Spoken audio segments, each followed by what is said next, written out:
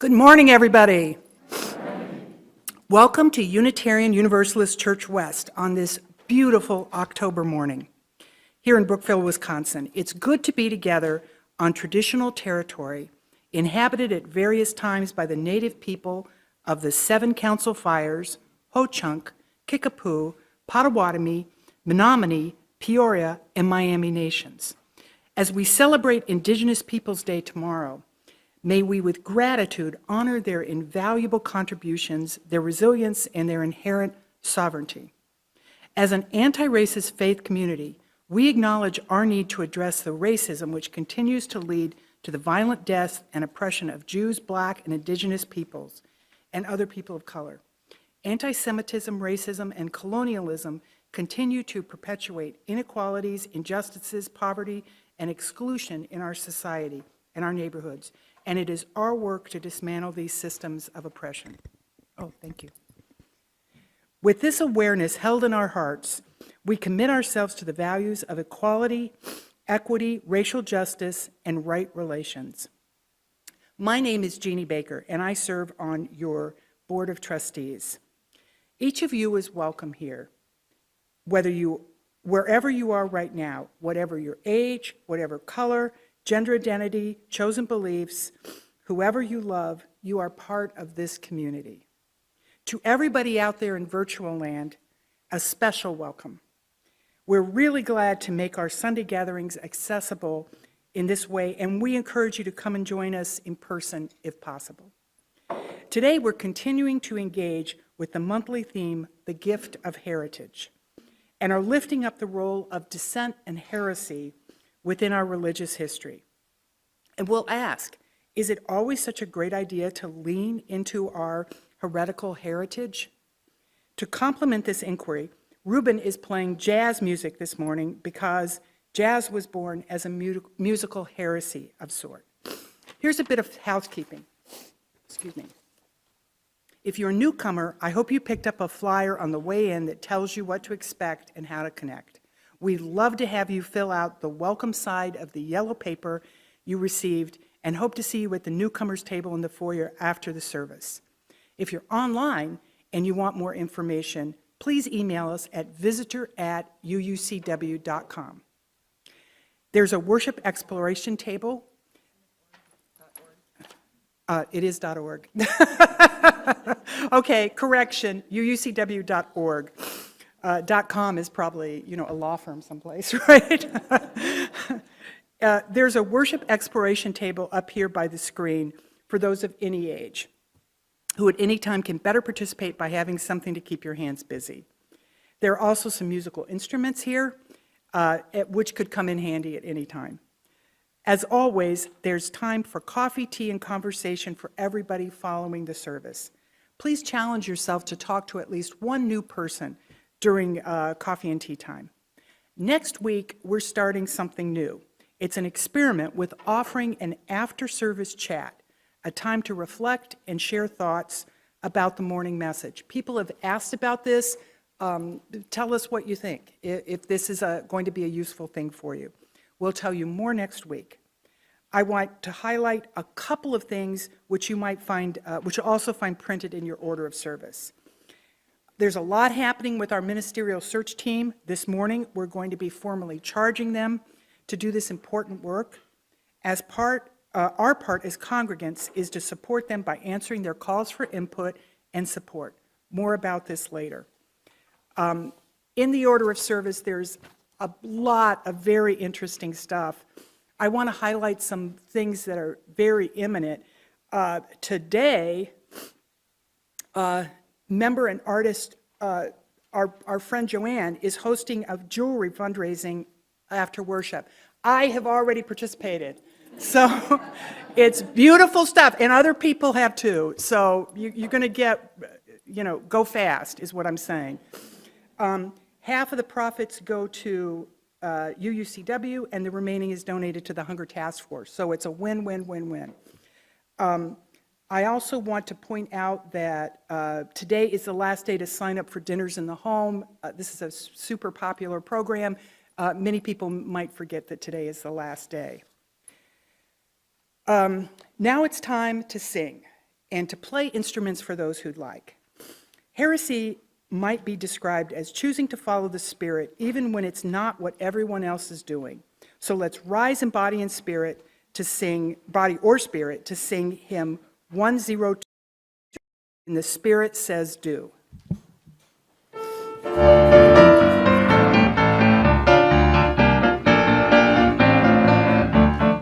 You gotta do when the Spirit says do. You gotta do when the Spirit says do.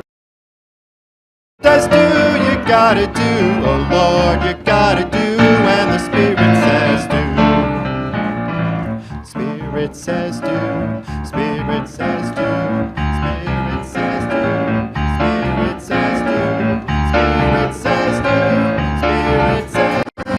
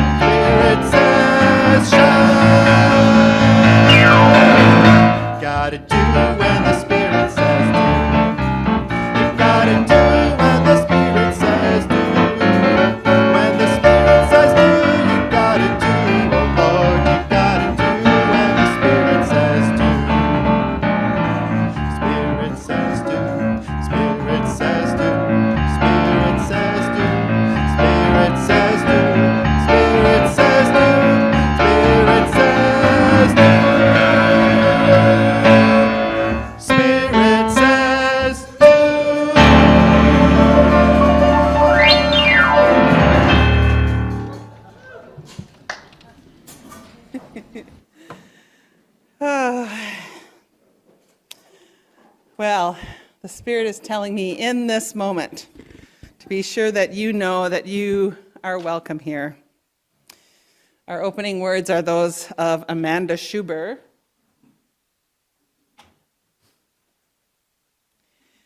And the words are called, "We're Glad You're Here."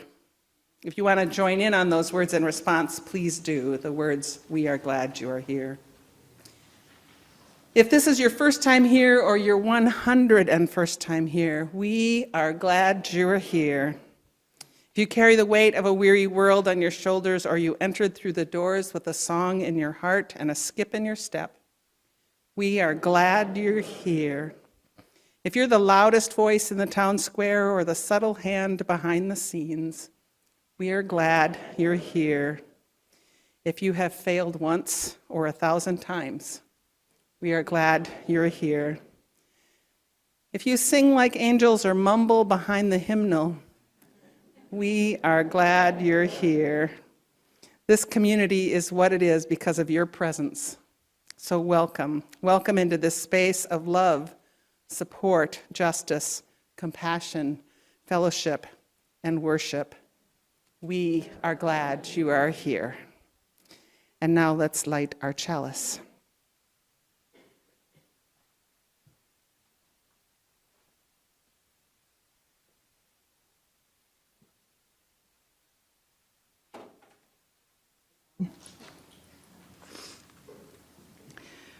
When Unitarian Universalists gather, we light a chalice. It's both the symbol of our faith and a marker of a special time set aside. If you're joining us online, you can contribute to this communal sacred fire by lighting a candle or some other light right where you are.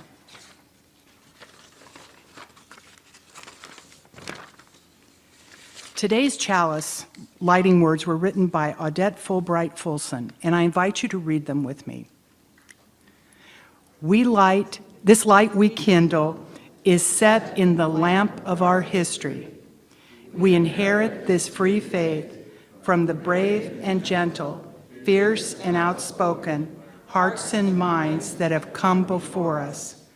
Let us be worthy inheritors of this faith, and through our good works, pass it boldly to a new generation. With these words, we light our chalice.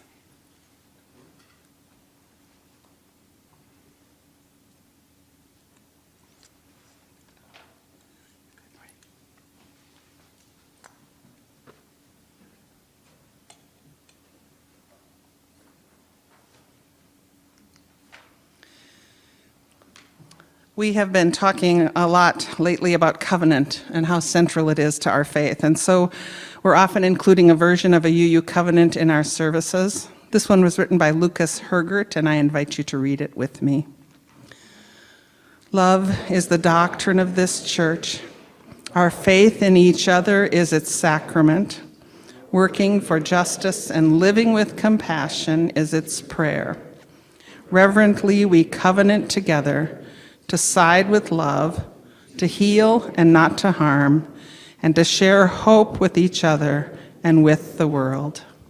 This is our covenant, to share hope with each other and with the world.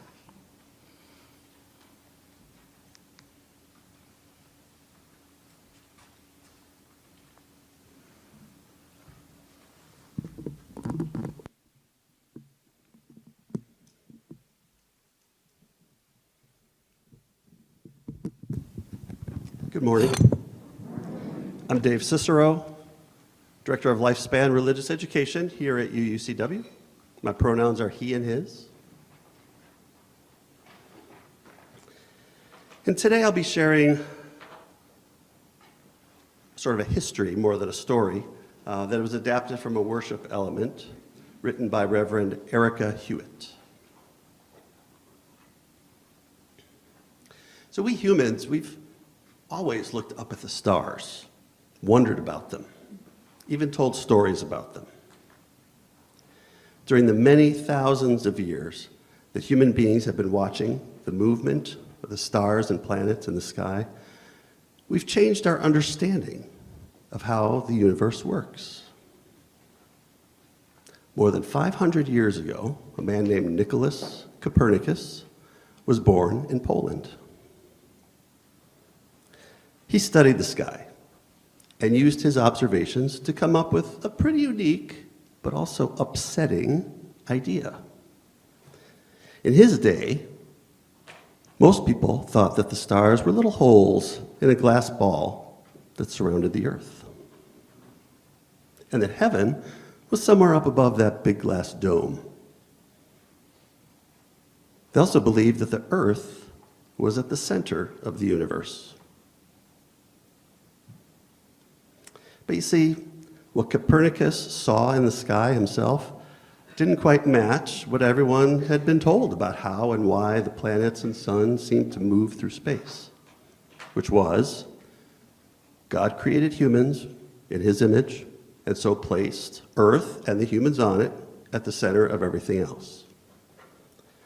This seemed to solve a puzzling mystery at the time and fit the commonly told creation story. So it was believed to be true. But because of what Copernicus saw with his own eyes and understood with his own math, he thought, what if the universe doesn't move around the Earth? What if the Earth is actually just like the other planets, circling around the sun? He wrote a book explaining this idea. It was not a popular book. I understand it was kind of hard to read even to those folks at that time. But church leaders didn't see this as just a scientist making some observations. They saw it as a direct challenge to long-held beliefs. So there's a word for that, heresy, which means a belief or opinion that disagrees or goes against what religion says is true. At the time, this was considered a crime. People could get into big trouble for suggesting that the sun and not the earth was at the center of our solar system. Today, we know that Copernicus got it right. Our planet Earth is not at the center. It circles the sun, which is just one of many, many stars. But it took a long time, hundreds of years, for people to finally understand and accept this. So this heresy is part of the story of our Unitarian ancestors. Not very far from where Copernicus watched the planets and stars is Transylvania, a land of rolling green hills and mountains. And this is where some of the first Unitarians built their churches and formed their faith. At about the same time that Copernicus wrote that book about the earth circling around the sun. These people also knew what it was like to say and believe things that could get them into trouble. Some Unitarian ancestors of ours, there and elsewhere, were killed for repeating the heresy, Ed os Ishten, or God is one. Unitarians say this, believing that Jesus and the Holy Spirit to be separate from their understanding of God. Now, Universalists do still regard Jesus as a great person and prophet. But one Transylvanian church in Auckland is over 400 years old. And it has a reminder that they have always valued science and reason. Like a lot of churches there, it has a wooden ceiling divided into deep square panels. Now, most of those have flowers or plants painted on them, but there's one very special ceiling panel. It's faded, but it shows a sun surrounded by circling planets, a diagram of the solar system that Copernicus first understood. So part of our Unitarian Universalist heritage is that we have ancestors who created new religious beliefs based on what they experienced and learned, even when their leaders said they couldn't. So let us celebrate these gifts, which have become part of the UU tradition, one where religious belief and science are not forced apart, where both can have a voice. So some of our young people here today will learn in their religious ed class a little bit more about what some scientists believe and how they view religion and prayer. But for now, I'm going to invite Sophia to come up to light the RE lantern. And she will lead the children and youth meeting with their teachers outside the sanctuary. Meanwhile, those of you staying can look to your order of service for the words of our children's recessional and join me in singing. As you go, may joy surround you. As you go, go in peace. Know our love is with you always. As you go, as you go, as you go. May joy surround you. As you go, go in peace. Know our love is with you always. As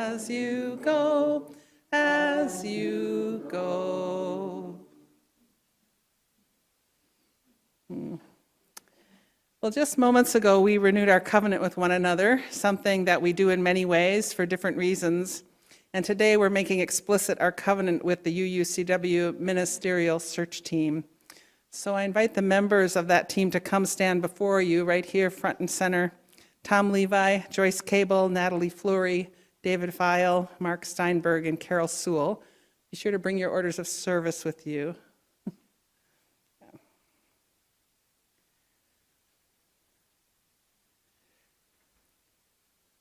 The camera's actually here, so if you want to move over a bit. You could even go in front of this chalice table. Yeah. Okay, that's great. So way back in June at our annual meeting, you affirmed these folks as your search team, giving them your trust and support. And they quickly dove into the work, which is monumental. Learning about the process, getting some training, building a team that can work well with one another. And I hope you notice they're now inviting you into the process by asking for your input through surveys and cottage meetings and an upcoming workshop. You know, the search for a new settled minister is one of the most important events in the life of a church. Members of the search team are charged with finding the best candidate to serve this congregation, which means they must be able to put the needs of the whole church, which is all of you, before their own individual desires. And so, as you together enter into the next phase of the search with them, it's time to clearly affirm your covenant between this team and you, the congregation. So I invite you to join in charging them, commissioning them by reading this covenant responsively together. It's printed in the order of service and it's also on the screen. And we're just going to divide the congregation in half, with the first being the left side, your left. So here we go.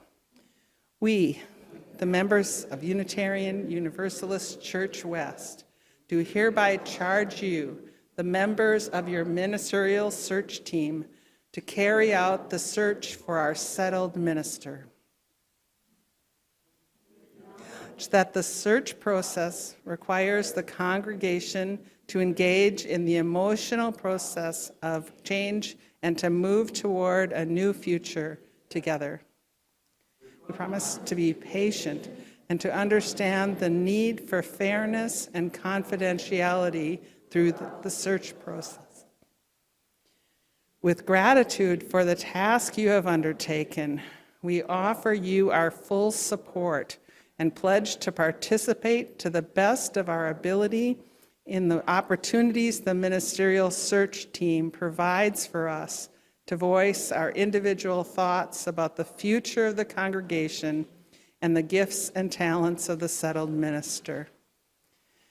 And so we call on you to represent, to the best of your ability, our entire congregation, including the children and teenagers, and our vision for the future of this beloved community. We have to get members of the Ministerial Search Team of UUCW are honored to have been chosen to represent you in the search for our next settled minister.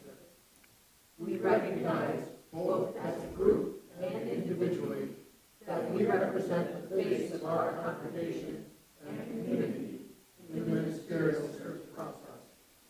We accept your charge that we will endeavor to the best of our ability to represent the vision for the future of our beloved community, including children and teenagers in our congregation. We commit ourselves to keeping you informed about our process, to the extent allowed, to listen deeply, and above all, to be worthy of the responsibility with which you have entrusted us. We covenant to conduct an inclusive search process and to represent our congregation and its members with honesty, care, compassion, and respect as we engage in this challenging and vital work. bless you and your work and the future of this congregation. And before the team takes their seats, Tom is going to share a few words of challenge with us.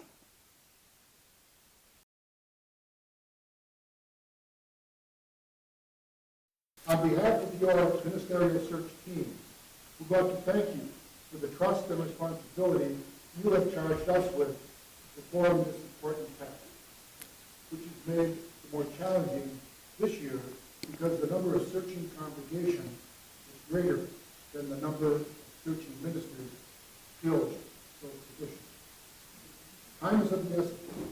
Our search team must finish and submit this application package to the UUA by November 15th. The search opens to the entire group of searching ministers on December 2nd, and we will have names of potential candidates by early January. The congregation will be voting on the final candidate in April or early May. At the end of candidating week, which starts with the selected candidate leading a Sunday service right here, meeting with various members of the congregation during the week, and leading a second Sunday meeting, followed by a congregational vote. Most ministers will accept calls with 90 to 95% acceptability. Who is voting in favor of calling that commission? There are 4 things you, the congregation, can do right now to participate in the search community process and provide information that will inform the search and candidate selection.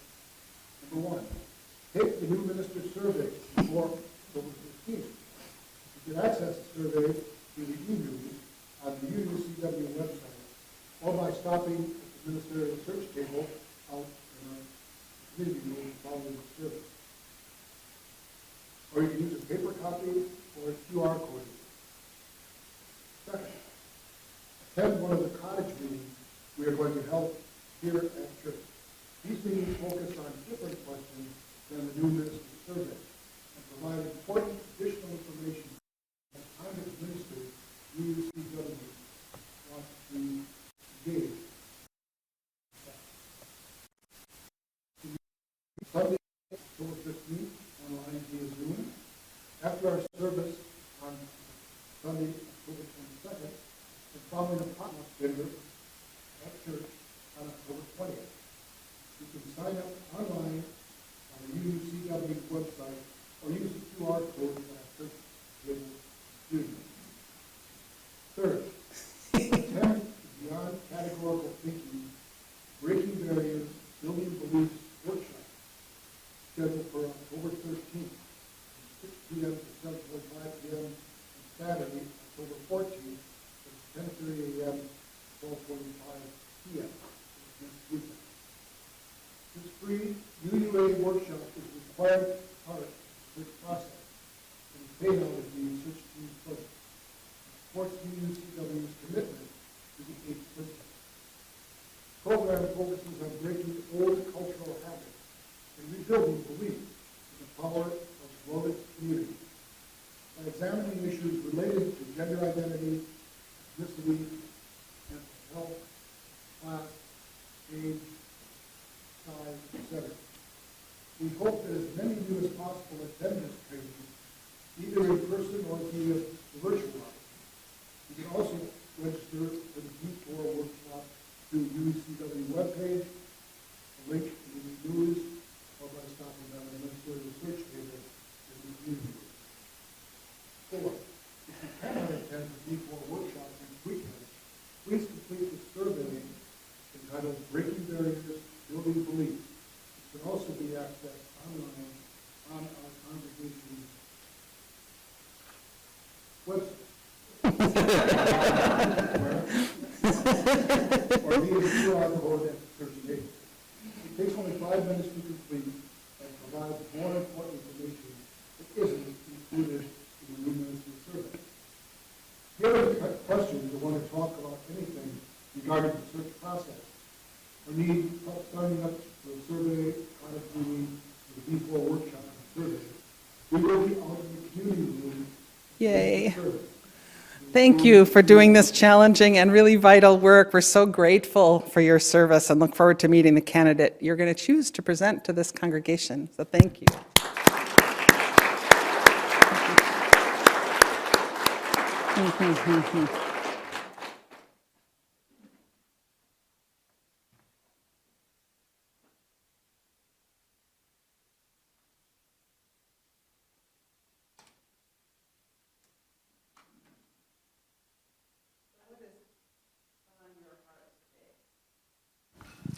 Are you hearing? There it went. I don't know if you were hearing this microphone very well. Okay. What is on your heart today? Is there something maybe you're mourning or worrying about? Maybe you've reached some milestone or celebrating something big. You know, sharing from our hearts is one stepping stone on the way to beloved community. So let's take the time and space to do this sharing. In a moment, you're going to be invited to come to the mic to share aloud.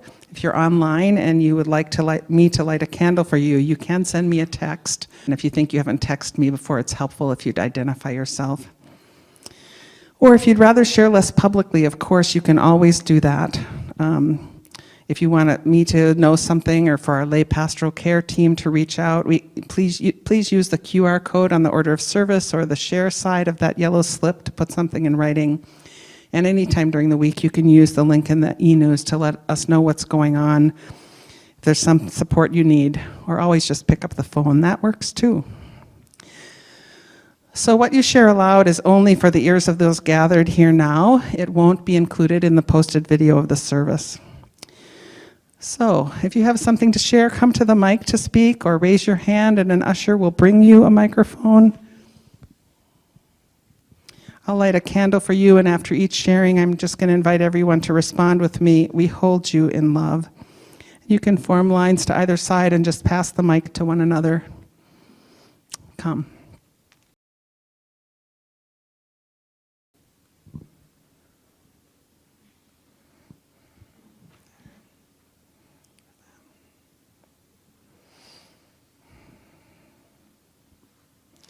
I'm going to light a candle. I know Jeannie already mentioned Indigenous Peoples Day tomorrow, being celebrated tomorrow. There are some resources out on the pulpit or the podium that's out in the community room near the jewelry sales. If you want to pick up some of that, there's information from the UUA about how to honor Indigenous Peoples Day. It's of interest to you. But this candle is just in recognition of our painful history in this country and so many places in the world, and with a prayer that we will face the truth of our history and work toward ongoing reconciliation and reparations in so many ways.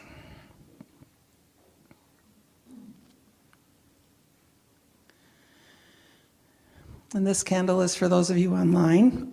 I know you're out there. We care about you. We know there's things going on in your life. This candle is for you to be known that you are loved and held and cared by this community. I don't see any texts. So, anybody else? Then I'm lighting a candle just to represent all of you in this room and all that's held in the silent sanctuaries of our hearts, with a prayer that all that is there resides there in peace and trust, knowing that you are held in a love that will not let you go. So now in the stillness and silence of the next few moments, just hold each other in love.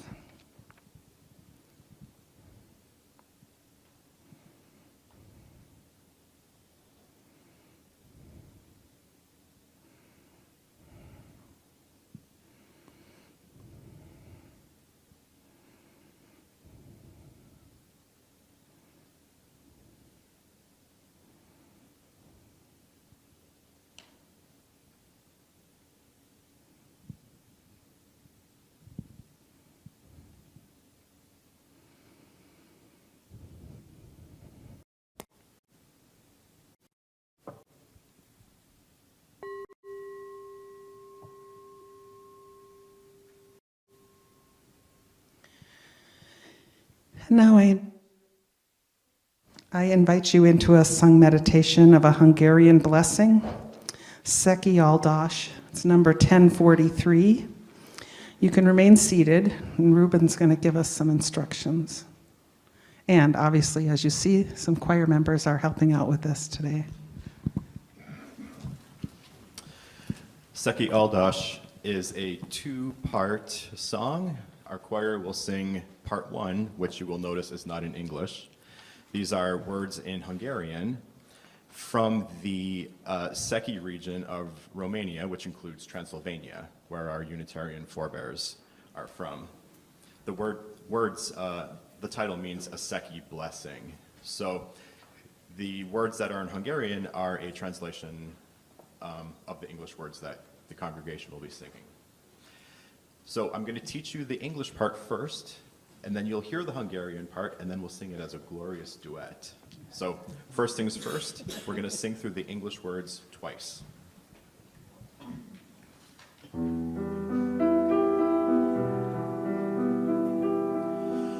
Where there is faith, there is love. Where there is love, there is peace. Where there is peace, there is blessing. Where there is blessing, there is God. Where there is God, there is no need. One more time. Where there is faith, there is love. Where there is love, there is peace. Where there is peace, there is blessing. Where there is blessing, there is God. Where there is God, there is no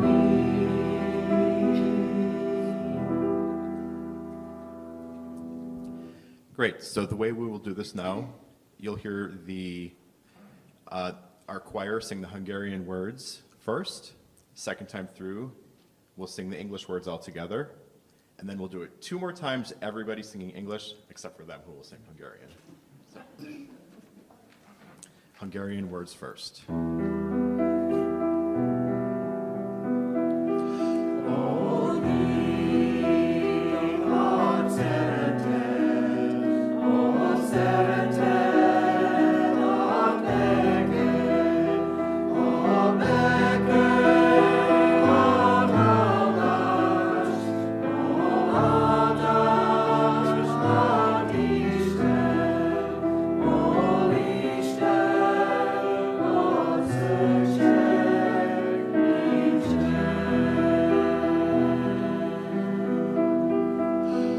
Where there is faith, there is love. Where there is love, there is peace. Where there is peace, there is blessing. Where there is blessing, there is God. Where there is God, there is no need.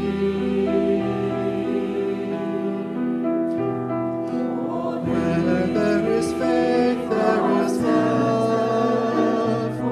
Where there is love, there is peace. Where there is peace, there is blessing. Where there is blessing, there is God. Where there is God, there is no Where there is faith, there is love. Where there is love, there is peace. Where there is peace, there is blessing. Where there is blessing, there is God. Where there is God, there is no need.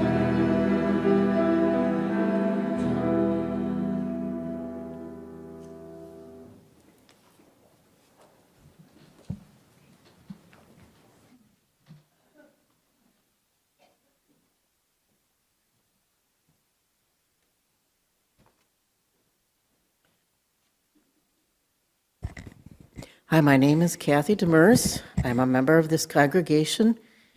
Actually, a fairly new member. I had been a friend for a long time with my wife, and I knew that becoming a member would officially probably kick me out of some other church that I was in before. because apparently you can't be both, but we all know.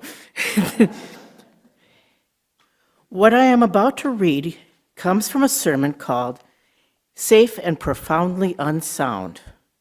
You'll hear that it refers to an historical article of agreement. That agreement was created by the Free Congregation Society, which is an ancestor to the Unitarian Society of Northampton and Florence in Massachusetts. Here are the words of Victoria Safford. We come from a long line of heretics who have professed many beliefs, blasphemous and orthodox, about all kinds of things, both sacred and profane. The freedom to speak, whatever the speech, the freedom to believe, whatever the belief, is the heart of the matter for us. In centuries past, Unitarians and Universalists were burned at the stake. They were tortured in dungeons. Their books were burned, their churches destroyed, their livelihoods ruined for holding to their truths, for refusing to recant, refusing to comply with governments or bishops or mobs.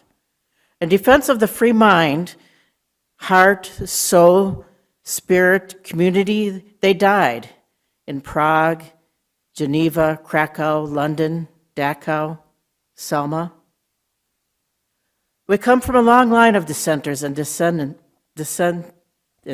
who died for this faith, and from others who survived, like the ones who wrote that organizing statement in New England, respecting in each other and in all the right of intellect and conscience to be free. We set up no theological conditions of membership. That is, no IDs, no pledge of allegiance or creed, no fences for the spirit. And recognizing brotherhood of the human race, they wrote, and equality of human rights, we make no distinction as to the conditions and the rights of membership in this society on account of sex or color or nationality. That was written in 1863 at the height of the Civil War, and though that particular church was in the north, not everyone in the neighborhood was prepared to go that far. Most citizens and congregations were not prepared to go that far, especially when it was not yet clear which side would win the war.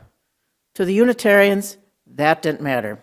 The congregation welcomed slaves, women, heretics, true believers, anyone who had an honest aim to make the search for truth the rule of life. What mattered was freedom and conscience. How far do we need to be prepared to go? What matters now to us, the descendants and inheritors of such a noble legacy?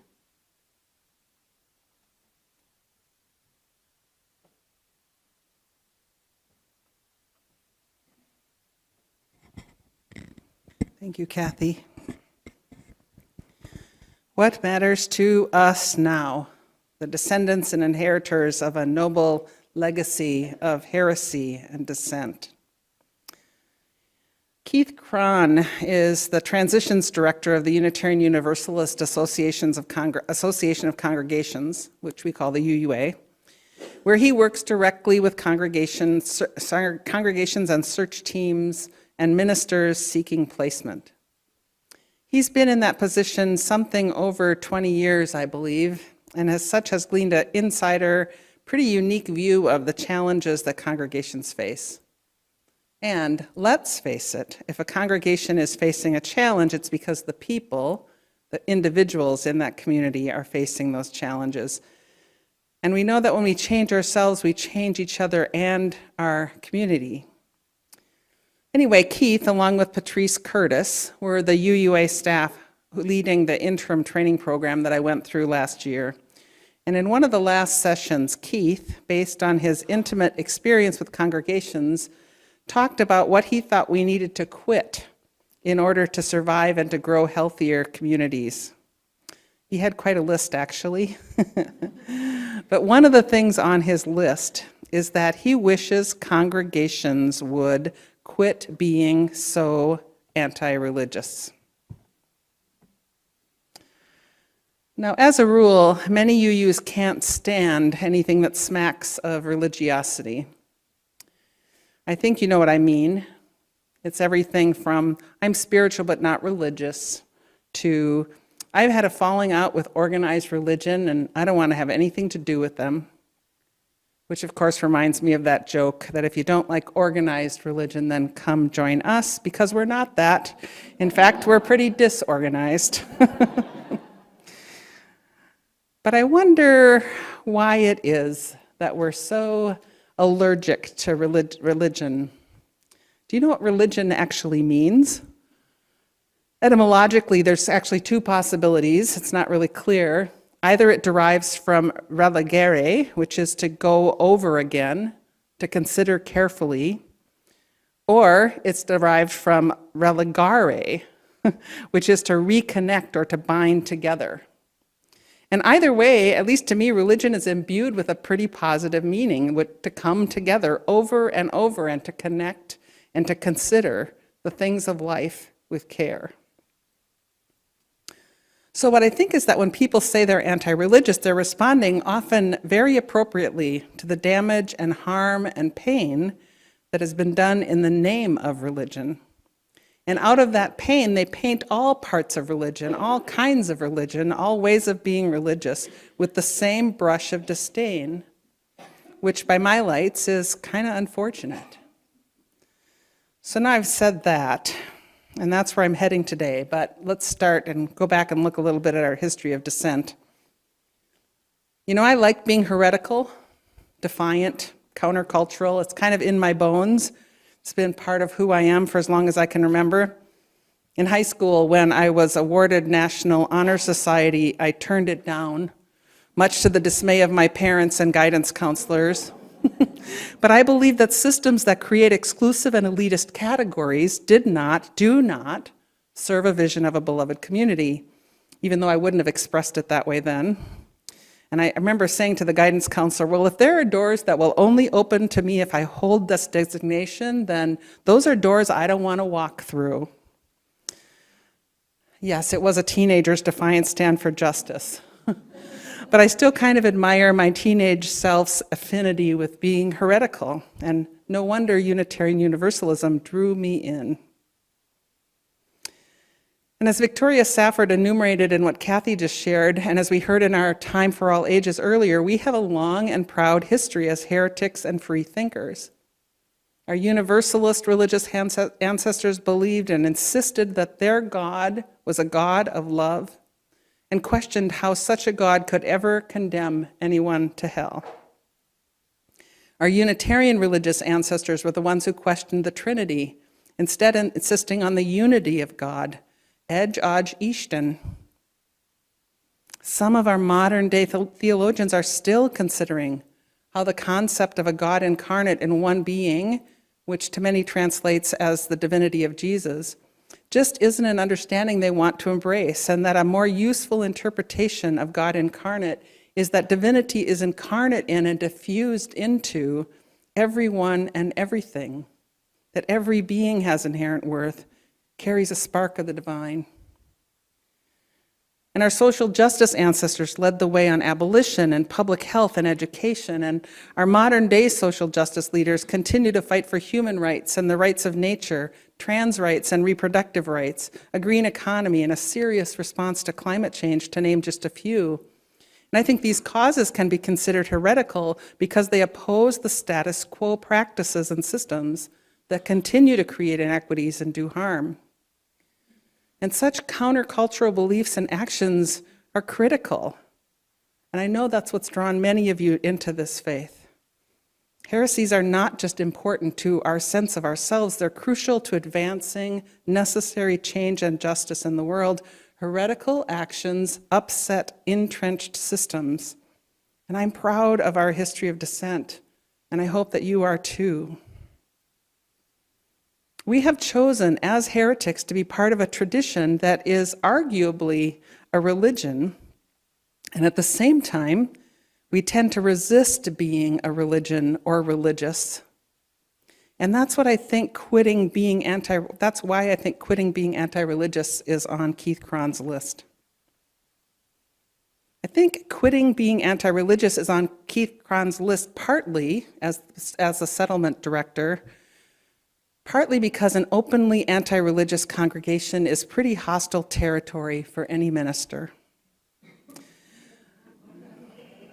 It is. But I think it's also on the list because we're throwing the proverbial baby out with the bathwater. The precious baby in this case is this intentional community, a community that we choose to be part of, to make important in our lives, to connect with, to grow with, to consider deeply with, a community whose power resides in our commitments, a community where we're challenged to ask life's big questions, where we learn how to exist respectfully with others while still being true to ourselves, a place where we're accepted and also called to be our best selves, a place where we can work together and make a difference for social, environmental, and gender justice.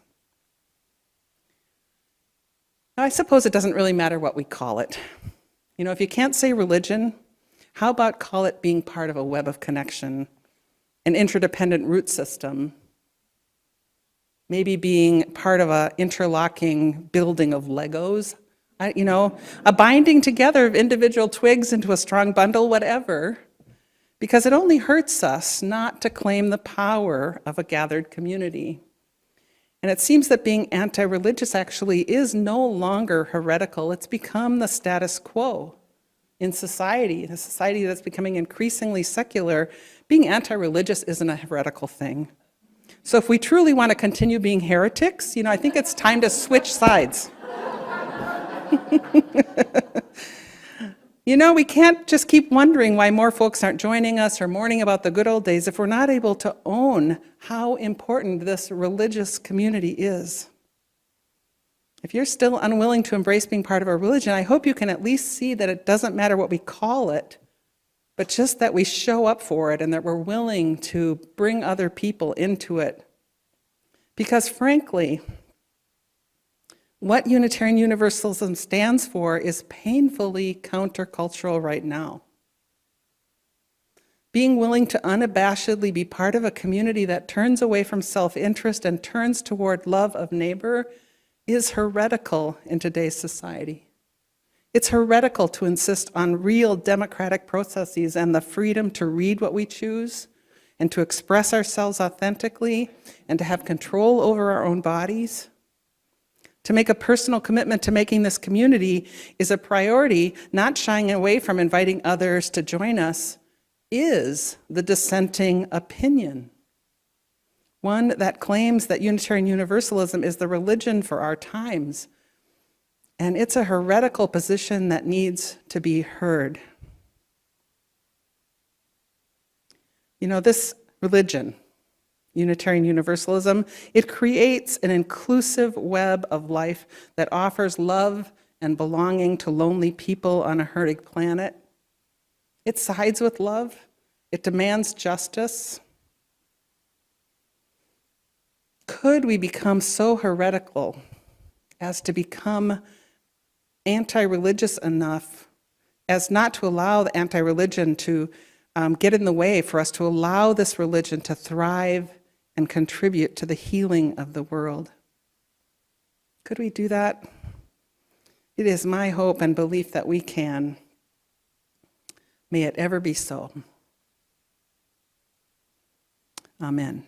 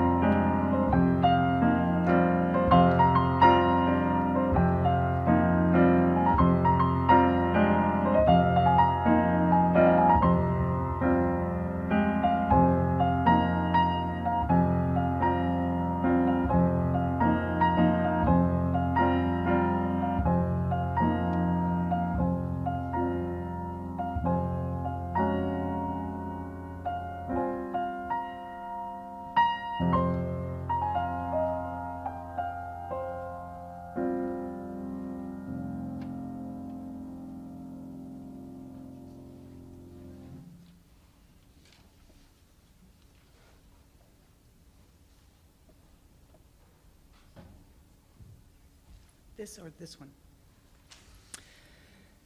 UUCW helps address the human needs and advance social justice in our community through our Split the Plate program. Each month, we give half of all undesignated offerings to a nonprofit organization as a way to help live our Unitarian Universalist values. Our Split the Plate partner for October is MATC Fast Fund. The Fast Fund's mission is to provide MATC students experiencing economic emergencies with rapid financial support so they remain enrolled and achieve academic success. Last year, Fast Fund assisted 1,688 students, a 120% increase over the previous years. Here's a short video featuring Executive Director Elizabeth Franchik, who will share her passion and tell us more about this teacher-led assistance program. Our main goal is to help MATC students to stay in school and graduate, right? So my name is Elizabeth Franchek. I am the Executive Director at the Local 212 MATC Fast Fund. I am also an adjunct instructor of Spanish at the college. We are an emergency aid fund for MATC students, so we provide very fast grants for urgent financial needs. That can mean it's books or back due tuition, medical bills, car payments, rent. I mean, you know, you name it, right? What we hope to do is be able to help them through a tough time, right, so that they can stay in school. So that's our ultimate goal, yeah, and that's how we help students. I think some people have a hard time asking for help. Sometimes it can be like embarrassing, or it kind of hurts their pride a little bit, or whatever it may be. But we're here to help, not to judge, right? And that's, I mean, one of our big things is talking it through with the student, of just being like, having just a regular old like one-on-one conversation of like, what do you need help with? How can we help? I mean, I think people who are interested in donating should know that, you know, nearly 100% of their donation is going directly to students to help them. Because of the Mary Ann Gross Memorial Endowment, we are able to apply, you know, nearly 100% of donations directly to student aid. So you know where your money is going, your money's staying in the community. So FAST stands, has two meanings. One is, it's, you know, the speed with which we get students aid, but it also stands for faculty and students together. So we're working together to help students.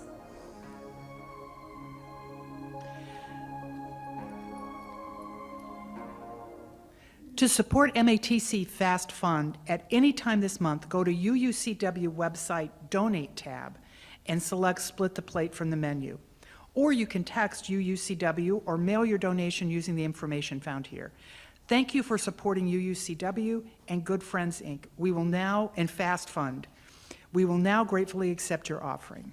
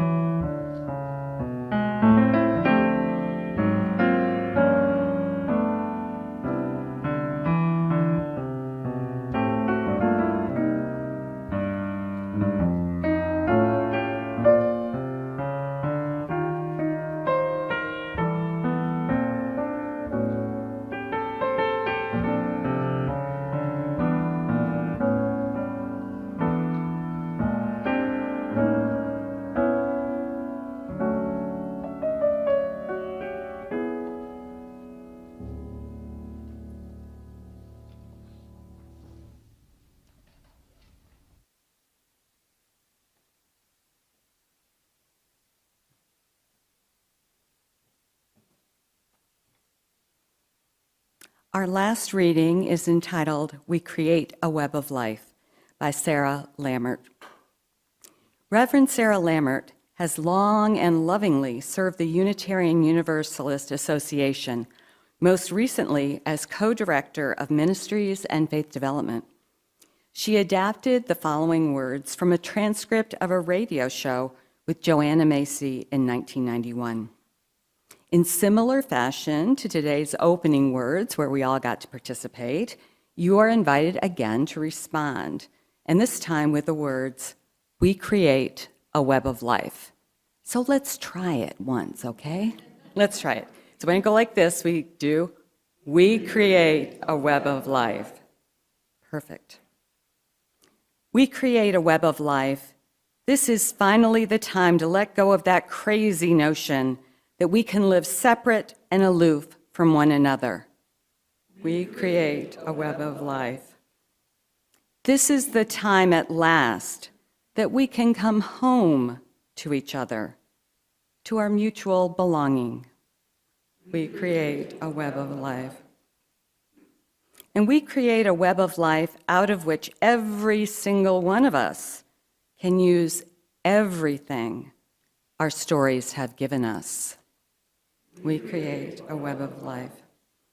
And every part of our lives, even the cruelty, even the abuse, even the addictions, even the loneliness, even the failures, we create a web of life.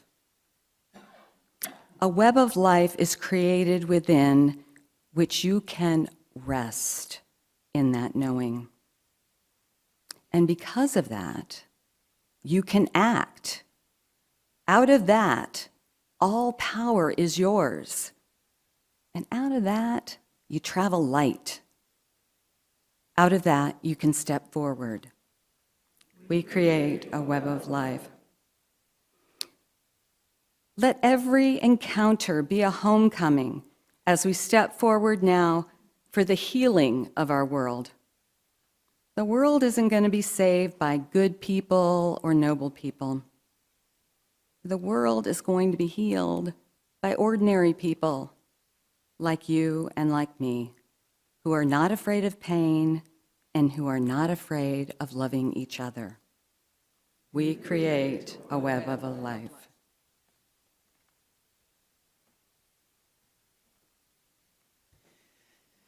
So let us step forward for the healing of our world. Let's embrace our ability to love one another. Let's embrace this religion and what it asks of us, and let's sing.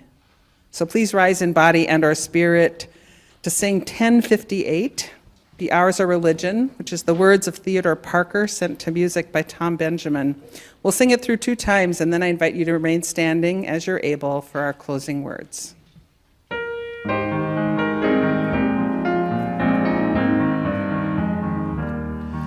Be ours a religion which like sunshine goes everywhere, its temple all space, its shrine the good heart, its creed all truth, its ritual works of love. Be ours a religion which like sunshine goes everywhere, its temple all space, its shrine the good heart, its creed all truth, its ritual works of love.